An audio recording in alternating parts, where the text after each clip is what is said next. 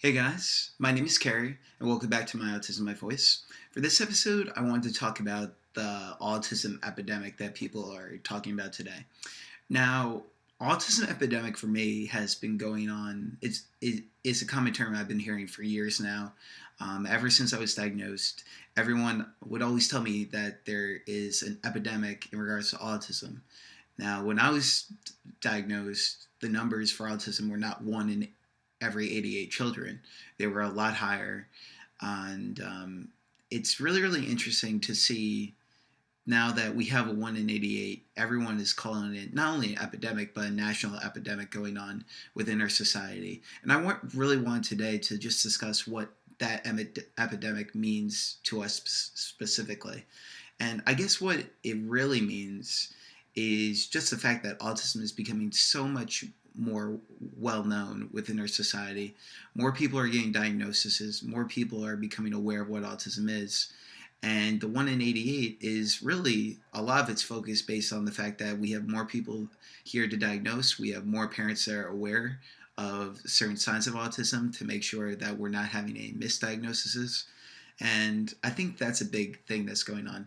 Now, autism as an epidemic, I'm not really sure you can necessarily call it an epidemic from all forms of the autism community because a lot of people don't see autism as an epidemic. A lot of people see autism as a way of life, as a way of living, because there is the whole debate between autism and someone being autistic versus someone who has autism and something that might be able to be cured one day. So I think the whole epidemic thing is something that is kind of a very in a gray area within our community. There are a lot of people who think it's an epidemic. There's some who don't believe that. And I feel like we really need to really maintain that word and really try to focus on not necessarily using that type of language when we're talking about autism. Of course, the rates are getting higher. We do need a lot of money for the research to really find out what is causing autism.